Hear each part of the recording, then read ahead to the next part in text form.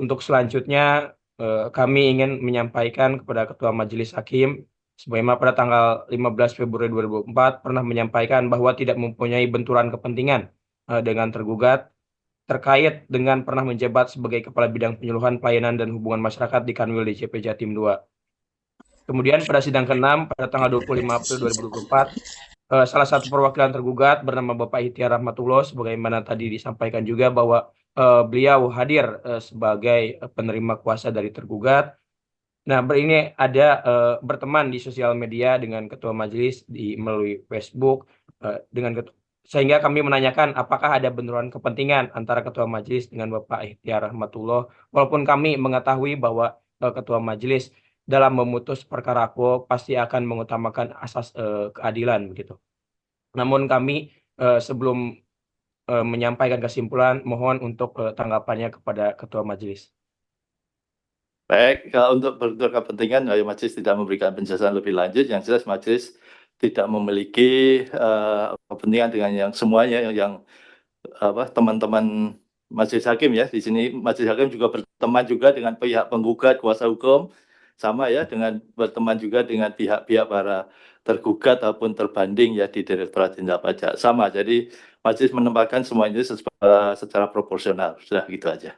Rekan-rekan, kuasa hukum penggugat menanyakan kepada majelis apakah majelis hakim, khususnya ketua majelis, mempunyai benturan kepentingan sebagaimana dimaksud dalam pasal 52 Undang-Undang Pengadilan Pajak. Karena rumusan norma pasal 52 Undang-Undang Pengadilan Pajak memberikan kewenangan kepada penggugat untuk meminta majelis hakim mengundurkan diri apabila majelis hakim mempunyai benturan kepentingan. Adapun indikasi adanya benturan kepentingan yang disampaikan penggugat kepada ketua majelis hakim adalah adanya fakta di mana ketua majelis hakim Junaidi Eko Widodo mempunyai hubungan pertemanan di media sosial, khususnya di Facebook, dengan tim sidang tergugat, yaitu saudara Ikhtiar Fatur Rahman. Sehingga dengan demikian penggugat mempunyai alasan yang cukup untuk menanyakan apakah ada benturan kepentingan atau sebaliknya. Dan menurut kami itu adalah hal yang wajar. Oleh karena itu, majelis hakim khususnya ketua majelis harus memberikan penjelasan. Namun sangat disayangkan, ketua majelis itu hanya mengatakan bahwa ketua majelis atau majelis hakim itu berteman bukan hanya kepada tergugat tapi juga kepada penggugat. Menurut kami jawaban ini kurang logis ya, dan kurang spesifik, karena yang dipertanyakan adalah apakah ada hubungan khusus atau benturan kepentingan antara saudara Junaidi Eko Widodo dengan saudara Ikhtiar Fatur Rahman sebagai tim sidang tergugat mewakili Direktur Jenderal Pajak. Sehingga dengan demikian menurut kami harusnya ketua majelis memberikan jawaban secara spesifik bagaimana ketua majelis membantah hubungan yang diduga merupakan benturan kepentingan antara ketua majelis Junaidi Eko Widodo dengan saudara Ikhtiar Fatur Rahman sebagai tim sidang tergugat mewakili Dirjen Pajak. Dan kemudian diharapkan dari keberatan penggugat, tentu ketua majelis harusnya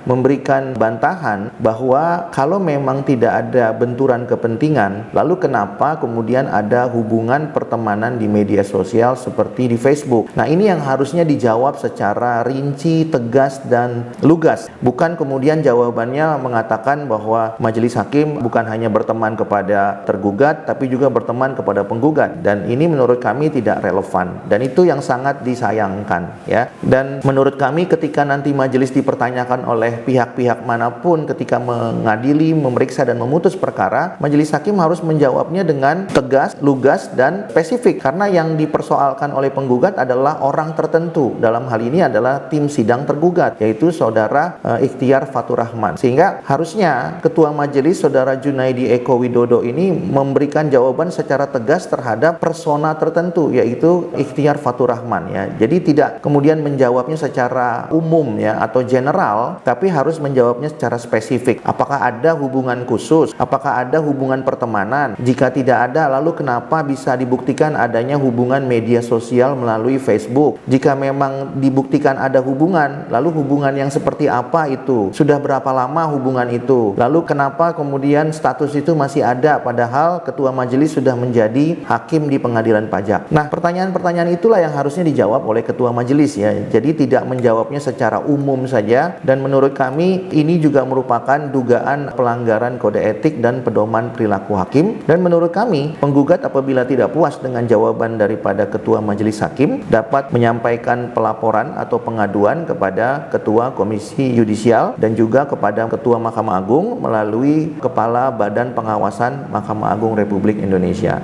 Sehingga dengan demikian para pihak dalam mencari keadilan tidaklah sia-sia, dan tentunya upaya pencari keadilan melalui badan peradilan di pengadilan pajak menjadi berkeadilan dan menjadi bermanfaat bagi pencari keadilan. Bayangkan kalau majelis hakim atau ketua majelis saja sudah mempunyai hubungan istimewa dengan tergugat, maka dapat dipastikan bahwa putusannya akan memenangkan tergugat atau juga mengalahkan penggugat. Sehingga dengan demikian tidak ada manfaatnya penggugat sebagai pencari keadilan mengajukan upaya hukum gugatan kepada pengadilan pajak. Dan menurut kami itu bukan merupakan maksud dan tujuan dibentuknya peradilan pajak, karena menurut kami pengadilan pajak itu dibentuk dalam rangka memberikan rasa keadilan kepada pencari keadilan. Kalau kemudian keadilan itu sudah terseok-seok atau terrobek-robek, maka menurut kami tidak ada manfaatnya persidangan ini dilaksanakan, dan sudah bisa diprediksi bahwa putusannya adalah menolak gugatan penggugat. Sehingga oleh karena itu dari jawaban ketua majelis ini menurut kami mengindikasikan bahwa putusannya hampir bisa dipastikan menolak, ya, karena sudah adanya hubungan istimewa atau hubungan pertemanan antara ketua majelis hakim 3A Saudara Junaidi Eko Widodo dengan tim sidang tergugat mewakili Direktur Jenderal Pajak yaitu Saudara Ikhtiar Fatur Rahman yang pada persidangan hari ini juga hadir, ya. Dan oleh karena itu ini merupakan catatan juga bagi Komisi Yudisial dan juga catatan bagi Mahkamah Agung, ya, khususnya Bawas Mahkamah Agung. Rekan-rekan, itu pendapat hukum atau legal opinion kami terkait dengan sidang terakhir PT Arion Indonesia melawan Direktur Jenderal Pajak dengan agenda kesimpulan, dan kami akan menyampaikan nanti pendapat kami ketika sudah ada putusan, dan apabila dimungkinkan kami juga akan memberikan video-video yang terpisah atau pendapat hukum atau legal opinion terpisah sehubungan dengan sidang tersebut apabila memang ada hal-hal yang perlu kami sampaikan kepada rekan-rekan. Apabila rekan-rekan mempunyai perkara atau sengketa yang mirip atau sama, rekan-rekan juga bisa berkonsultasi kepada kami untuk